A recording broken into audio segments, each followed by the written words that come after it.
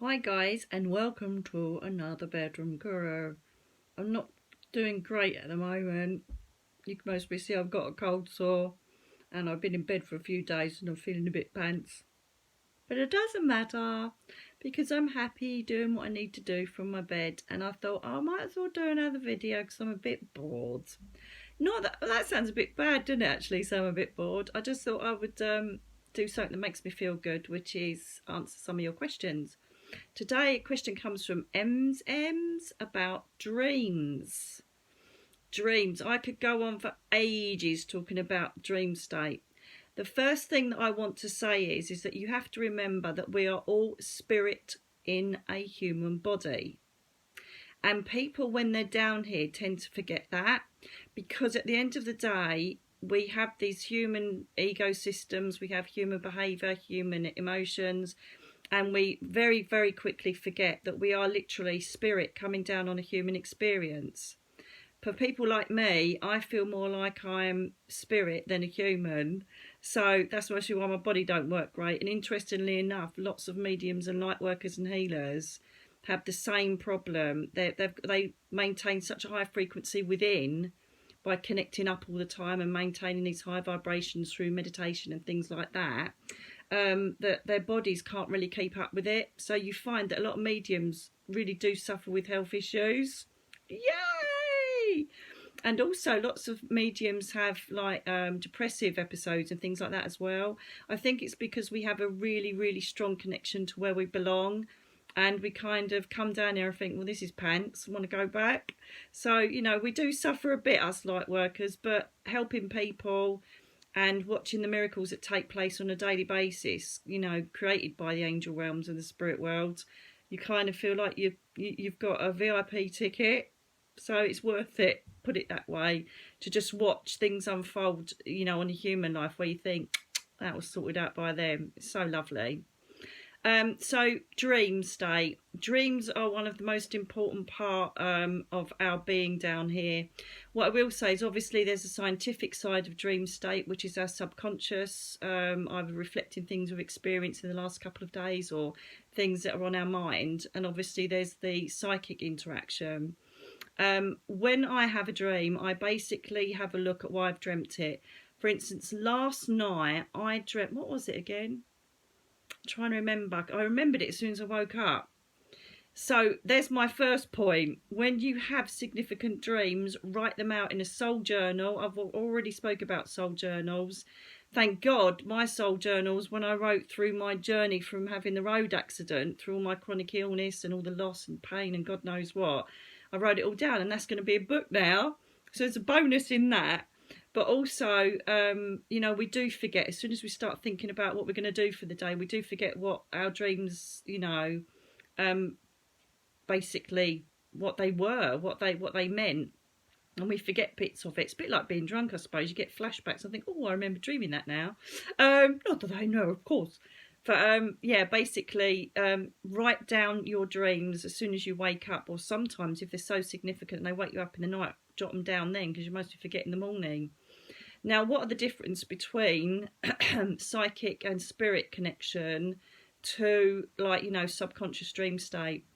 The first thing is that a lot of your dreams will come in with lots of symbols and symbolic stuff that you need to kind of look up and see what they mean. I personally go to dreammoods.com, which is a website which has got a full dictionary of analysis. I also have 3 dream books as well. The reason being is I used to get really strong dreams, and like any medium, you know, our ego doubts things, because I kept having this same dream all of the time. And then when I decided to actually look it up, because I used to think a dream's a dream's a dream, I thought, oh my God, that really does make sense. So I started analysing my dreams. As I say, when I look at my dreams, I think, hang on a minute, what's happened in the last few days that might have explained that? And then I think, yeah, that was subconscious, or that was obviously a reflection of what I've experienced or what I've seen in the last couple of days. However, a psychic dream or a spirit visitation dream is so different, it's ridiculous. Have you ever had those dreams where you actually feel like you are there? You can taste, feel, and know everything that's going on around you. It's so real, it's ridiculous. Everything is in blazing colour as far as you're concerned, and everything is so clear and lucid that if you wake up halfway through, you almost want to go back, or you kind of feel like you actually were living that. That's the best way I can describe a psychic connection. So lots of people, in fact thousands of people over the years have said about, I dreamt of my dad, but it's only because I miss him. No, you need to look at what he's saying, what he's wearing, what he's doing, if he brings you anything, because he may be bringing symbolic messages to you. Or they clearly say, don't do this or do that. What happens is that during the day, and I've mentioned this in another video, during the day when we're up and awake, we've got our mind on what we're doing in our daily tasks, we've got our emotions dealing with people around us, and we can, if we're not doing what I do, which is spend time in nature and chill out and allow them to blend with me, if you're not doing that, they can't find a way to inspire you or help you, especially when it comes to spirit people that love you up there. And they're like, for God's sake, she's too busy worrying about this. I can't get in there. I can't do this. They try and bring you signs, but you're too busy noticing them. So what they do is they wait for you to be in the alpha brainwave state. The alpha brainwave state is basically that sleep state that you can maintain in meditation. And it is also, it's like this little empty area where your consciousness can be filled with whatever they want to bring. So it's almost like they're trying to get through to you, but they can't through all the crap and rubbish that we think of and what we do during the day. But at night, when we're at rest and we're totally open, that is when they can jump in, and the angel realms as well. So they'll come in and have a chat with you. Very, very simple story. I'm sure that I've mentioned this on here, but it's the first thing that comes to mind, is that when my mum passed, she decided to start visiting when I first met my partner. And funnily enough, we were talking about this yesterday. I think she wanted to, half of it was, you better look after her, and the other half was, oh my God, I'm so pleased she's met someone that's so lovely. That's the feeling I got. Now, I never put my mum down to being a basher and a crasher, but every night that he started coming round, when we first started seeing each other, there would be the most almighty crashes. It was ridiculous. Like, a wall dresser had fallen off and smashed to pieces. That's how loud it was, that the dogs would bark and go mental. But when you'd go to the area of where the bash was, there was nothing there. There was no evidence of any crash or anything broken. So I thought, right, this is a spirit thing. And it carried on and on and on. Then on another night, he was in the bathroom shaving. He popped out to get something, went back in, and the back cabinet doors were open, and they were open by themselves. And so all this weird stuff started happening. And because I suppose she's so close to me, and because I just couldn't pick up who it was really weird. I don't know why. I just couldn't feel it was her. I just didn't put it down to her. And so he left one night, and there was the massivest crash in the kitchen again. And I thought, do you know what? If this is someone that doesn't belong here, they're taking the mickey. So I stood there and went, oh, yeah. So I said, I'm really pleased you're doing this. I said, I think it's you, Mum, but I have not got bloody clues. I can't feel a thing. And I said, if it isn't, get out of my bloody house and stop crashing about in it. And so I said, I need to know who you are, so you need to tell me. I don't know if it was because I had loads of stuff going on in my mind that she couldn't reach me, but the following morning my brother phoned me up, who's obviously also psychic, and my sister, and he said, I had a dream about Mum last night, and we were back in our old house, and I banged into a table, and she went, shh, don't want to be making sounds like that, do you? And he goes, Mum's been bashing things around your house, hasn't she? And making like banging sounds and crashing sounds. I went, oh my God. So she managed to get to my brother through dream state, enough for him to know that it was a visitation and to phone me and let me know it was Mum. After that, it stopped. It's really weird. Also, I find that, and I think this is just a connection because it's a soul cluster connection with your siblings or your family. But I find that me, my brother and sister will phone each other up when we've dreamt the same thing. And it could be our mum visiting or granddad visiting. And we'll also, I dreamt a granddad last night, and I go, oh my God, so did I. And they've got the same message. So, you can get dreams connected with your loved ones and siblings and members of your soul cluster because you're getting the visitation, a dual visitation from the same spirit person. So always look at what they give you or what they're doing. I kept remembering a white horse turning up in one of my dreams. I'm like, the hell, why do I keep dreaming of a bloody white horse? And then it turned out that it was about strength in moving forward and opportunity, and that spirit was had my back. And I didn't know that until I went to the Dream Moods website. So really, the symbols and the information you get in meditation is very similar in dream state. They can either, as I say, they can either do it symbolically, or they'll literally stay right in front of you and say what they want to say, you know. I dreamt of my dad sitting on a bench, and he threw a stone into a lake and said, and was explaining ripple effect of behaviour and emotions. And my brother phoned me the following day and said he had exactly the same dream, and the ripple effect of what that meant, and the fact that he was sitting there, I felt, right, something's going to happen. And then my stepdad died, and there was ripple effects from that, and that was about 2 days before he died. Well, that's when I noted the dream in my soul journal. Then we found out he died about a month later. So basically, he was letting us know that there were repercussions, but he was smiling about the ripples, as if to say, do you know what, water off duck's back, just let it go. So they're there to guide us. We just need to be open to it. So if you are busy in your lives and you do want connection with spirit people or angel realms, don't worry too much. Don't put yourself under pressure. You know, I've recently had an email from someone who says, look, you know, I try and work this. I speak to the angels and I try and talk to them, and I don't get anything back. You know, it's because I'm not good enough or I'm rubbish. It's absolutely not that. You've got to remember that down here, the energy is so heavy, and we've always got things on our mind. That is why it's so important to spend half hour in nature. You know, when you're walking your dogs, just try and quieten your mind, or be away from human beings. Just sit there for 10 minutes, listen to nice music. I open Zen sounds up on Alexa. Got to whisper it, otherwise she'll come on. And there's all different ones. The healing one, the healing option for Zen sounds, oh my God, it's so lovely. And sometimes I'm even too tired to even think about meditating. At the moment, I'm like so knackered and in pain. And so I just basically sit there and just, luckily I've got a beautiful view right in front of me. So I just sit looking over the fields, across to a holiday park, and then I look at the clouds going by, and I just zone out. You know, it's another way of meditating and getting in the alpha brainwave state. Gardening, swimming, anything where you're not interacting with a human or using your mind to do something, and you're just zoning out. It's a perfect time for them to come in, give you inspiration and give you guidance.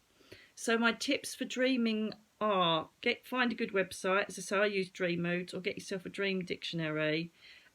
Sometimes dreams can not only be guidance dreams for you from loved ones or angel realms, sometimes they can be prophecy dreams. I remember dreaming of, and I'm sure I've mentioned this before as well, I remember dreaming, the one that comes to mind is I remember dreaming about me walking down a street in America. It felt like New Orleans. I think actually there was a sign saying I was in New Orleans, and then this like shark went past me in the water. I'm like, the hell?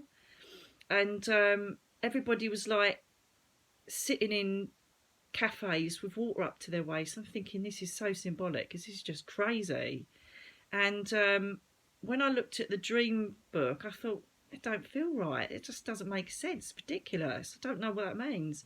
And bugger me, 2 days later, there was Hurricane Katrina at New Orleans, where all the streets were full of water and loads of people passed over. And so what happened there is because we're all spirit, we're connected with this frequency that goes throughout the universe, goes throughout the world, the planet. And when I asked Julianus about this, because I've had dreams of people being murdered, and then that comes up in the news, I think, Jesus, I dreamt of that last week, I know exactly what's happening, blah, blah, blah, blah. And I said, well, why do I get these dreams? I can't do anything about it. You know, even if I phoned up and said, oh, someone's going to get murdered, or someone's been murdered, and they go, whatever. And basically, it's the same with world disasters. You know, I saw 9/11, I saw the riots we had, you know, the civil riots we had that time a couple of years ago. And I see all sorts of things when they're about to happen. The floods in Spain, I remember that dream massively. That was so clear. And then they had all the floods in Spain, and people were dying, and it was awful. And I said, why do I dream this? Why do I see it? And he said, basically, Julianus, my guide, said, basically there are spikes in the frequencies of the planet, and your frequency, because it's always heightened, will feel the spikes. You know, these spikes of disasters, or these spikes where Mother Nature is kicking off a bit.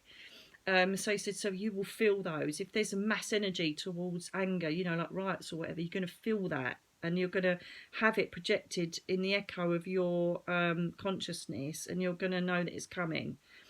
And I said, well, how do I know it's coming? I said, 'cause it's already planned, it's already there, it's already going to happen. The intent of the people, or the fact that the planet is going to be reacting to something, i.e., like a tsunami or whatever. And he said, so we know it's already happening, and you can see that future event taking place.